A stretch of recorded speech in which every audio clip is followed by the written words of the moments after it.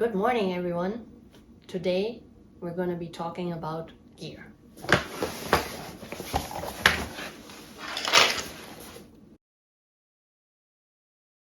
None of this is paid. I am really just talking about personal reference. I'm talking about what's working best for me. That doesn't mean that it has to work for you. I'm really just trying to, give you some tips and hints maybe on how to choose your gear and what to be aware of, and maybe also a little bit about taking care of your gear. But this is not anything that I would say everybody has to buy. You really have to find your own gear. You have to see what fits you well, what fits you best, and what you're comfortable with in the water.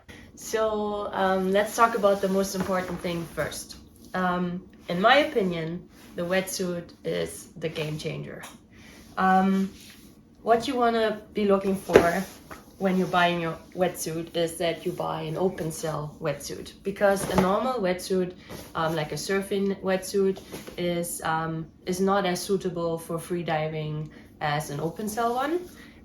To explain the difference a little bit, maybe, neoprene is a very, very flexible fabric, and or rubber, whatever you want to call it.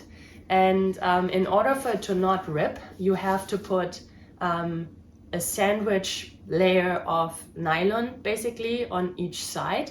That gives the wetsuit the structure, and it doesn't make it tear. And the problem with that is moisture gets trapped inside the nylon, and it acts like a vaporizer. So it's always wet, and it makes you, with wind and everything, it makes you get cold faster. An open cell wetsuit is basically nylon from the outside, but from the inside it's the blank neoprene material, so there's no nylon glued to it. That makes it become dry faster basically, and it makes you stay warm longer.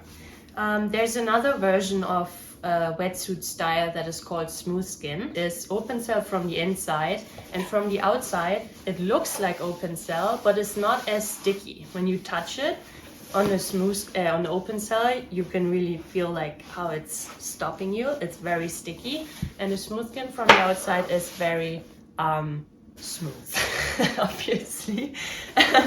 And the benefit of that is actually that here I'm still wet from the outside, and it vaporizes, so I get cold more easily than with the smooth skin, because the smooth skin is gonna get dry way faster and it's gonna keep me warmer. That's basically the difference of a surfing wetsuit, an open cell wetsuit, and a smooth skin one. So yeah, this is my wetsuit. It has a lot of years on it, and I had to patch it a few times. It's from Omar, and this is the black stone model in 7mm. Same with the pants. It's a two-piece set, and not the Farmer John's, it's just the high waist. Wetsuit or open cell in general compresses over the years, and it's not actually 7mm after a while anymore. So at some point it's just time to get a new one. You're not gonna stay as warm as from day one, basically, or as at day one. And yeah, my wetsuit started to fall apart on all the gaskets. I don't know if you can see, but I had to aqua seal the gaskets back in because they were starting to break and to come off. I'm actually missing a big chunk right here. And yeah, for me, it's about time to get a new one. When I dive down, I can feel like the water is kind of flushing right into my wetsuit. And yeah, you don't want that. I get cold very quickly at the moment. These wetsuits usually have a beaver tail, so that it stays where it's supposed to stay, because they're two-piece ones. And one very important thing for those of you who've never owned an open cell wetsuit, you want to lubricate it before you go in. I already said that this open cell is very sticky, and I think there are actually people that have died from trying to put a wetsuit on. It's first gonna rip you every single body hair out if you don't lubricate it, and it's very likely to get stuck in it. It is really, really sticky. So for lubrication, you want to be sure you take something that is environmental friendly and doesn't harm the open cell texture or the neoprene in general. So what I use for that is Slippy. This is Slippy. Slippy is a powder. It kind of looks like cocaine. Woo! But it's not. It is a water-based powder that you mix with water, you shake it very well, and it creates like this jelly kind of film that is very slippery. So I just grab a bottle of water. Usually I go for hot water because it's super cold outside at the moment. I put a teaspoon of Slippy inside, mix it up, make sure it's everywhere, everything is covered in Slippy, and then you kind of slide in and it's like a whale birth, basically. Yeah, it's a good feeling, but it's also a little bit awkward. But that's how you get inside. So this, for example, is the Farmer John style. And my next wetsuit is probably going to be something like this.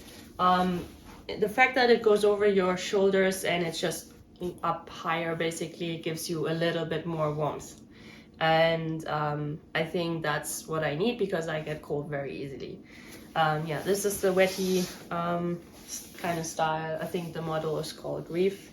Yeah, this is Paul's brand new wetsuit and he's loving it so far. So yeah. Okay.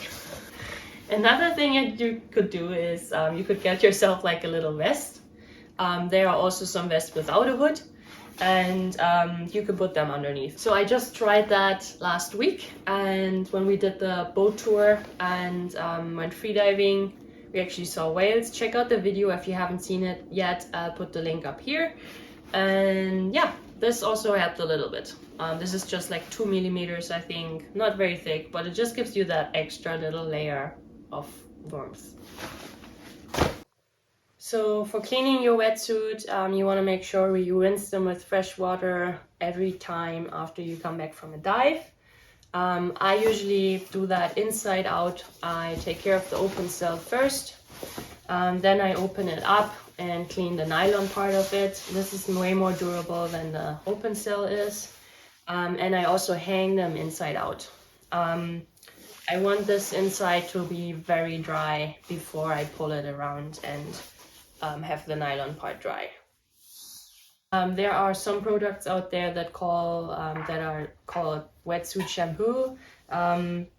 You can mix that in a big bucket or in a bathtub with fresh water and rinse your wetsuit in there. I really recommend doing that if you're one of these people that pee in their wetsuit. I really try to avoid it. I think I've mentioned it in one of my last videos. I'm not a big fan of that. I can't stand to be in my own pee. But yeah, if you pee in your wetsuit, which is probably totally normal, I think most of the freedivers and spearfishers do that, make sure you wash it with a shampoo every once in a while to get rid of the odor. Also, there are some wetsuits out there right now that have a pee tube for men. So there's basically in the pants, there's this tube where you can pee, so the pee goes outside and doesn't stay in your wetsuit. I think this is a really, really cool feature, and I'm really hoping that at some point, I don't know how, something like this is going to exist for women as well. So let's talk about more neoprene, socks and gloves. Gloves. There are different kinds. For example, this is the lobster glove. This is just a normal 5-finger one. They come in different thicknesses. These are 5 mil. These are, for example, 7 mil. Really, again, it depends on where you go diving and how easily you get cold. I prefer the 5 mils at the moment because in the 7 mils you are not able to move that well, and when you're operating a spear gun, you kind of want to have the ability to do that in the right way. And you're also having a knife in your hand if you're dealing with a fish, and I just feel like I need those 5 mils for that, to do that properly, basically. Some of them, they have a texture on them that is supposed to give you some extra grip. Honestly, I haven't really felt the difference yet. Yeah, that's about it about gloves. So, socks. Different kinds, different thicknesses, same with the gloves. Really is a thing of personal reference, I guess. I started with 3 mil, way too cold now. Then I continued with 5 mil, it's also way too cold now.